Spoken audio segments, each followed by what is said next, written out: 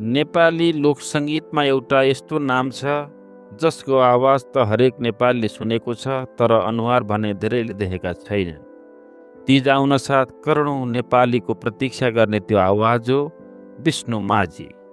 आखिर को हुन् त विष्णु माझी?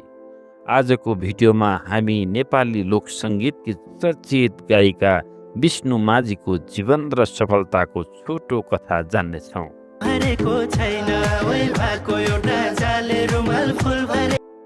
विष्णु माझी नेपाली लोक तथा दोहोरी सङ्गीतकी सबैभन्दा लोकप्रिय गायिका मध्ये एक हुन्। सामान्य परिवारमा जन्मिएकी उनले सानैदेखि गीत गाउन रुचाउँथिन्। गाउँघरको लोक संस्कृति र लोक भाकाबाट प्रेरित हुँदै उनले आफ्नो साङ्गीतिक यात्रा सुरु गरेकी थिइन्। सङ्गीत क्षेत्रमा स्थापित हुन सजिलो थिएन। सङ्घर्ष, अभाव र चुनौतीका बीच पनि उनले आफ्नो लक्ष्य छोडिनन्। निरन्तर मेहनत र लगनका कारण उनको आवाज बिस्तारै श्रोतामाझ लोकप्रिय बन्न थाल्यो, कर्णप्रिय लाग्न थाल्यो। समयसँगै उनले हजारौँ गीतमा स्वर दिइन्। चरी जेलैमा, सालको पातको टपरी, लालुमै, बोलमाया र लगायतका धेरै गीतले अपार सफलता पाए।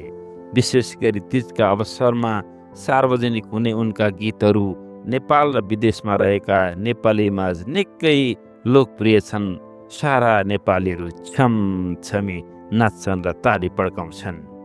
तर विष्णु माझीको लोकप्रियताको अर्को कारण पनि छ। यति धेरै चर्चित भए पनि उनी सार्वजनिक रूपमा निकै कम देखिन्छन्। उनी मिडियामा अन्तर्वार्ता दिन रुचाउँदिनन्, सामाजिक सञ्जालमा सक्रिय छैनन् र आफ्नो व्यक्तिगत जीवनलाई सधैँ गोप्य राख्न रुचाउँछिन्। यही कारण उनलाई नेपाली सङ्गीत क्षेत्रकी सबैभन्दा रहस्यमय गायिकाका रूपमा पनि चिनिन्छ। तर एउटा कुरा भने स्पष्ट छ, उनको आवाजले लाखौँ नेपालीको मन जितेको छ। उनको गीतले नेपाली संस्कृति, परम्परा र लोकसङ्गीतलाई नयाँ पुस्तासम्म पुर्याउन महत्त्वपूर्ण योगदान मात्र दिएको छैन, सम्पूर्ण नेपाली समाजमा मान्छेहरू छमछमी नचाउने तागत पनि उनको ती कर्णप्रिय गीतमा छ। आज विष्णु माझी केवल एक गायिका मात्र होइनन्, नेपाली लोकसङ्गीतको एउटा पहिचान बनेकी छन्। सार्वजनिक रूपमा नदेखिए पनि उनको स्वर हरेक नेपालीको मनमा बाँचिरहेको छ, ढुकढुकीमा चलिरहेको छ, स्पन्दनमा कुदिरहेको छ। तपाईँलाई विष्णु माझीको कुनै गीत सबैभन्दा मनपर्छ? पर्छ भने कमेन्टमा अवश्य लेख्नुहोस् कुन गीत मनपर्छ। यस्तै रोचक जीवनीका लागि यो च्यानललाई सब्सक्राइब गर्न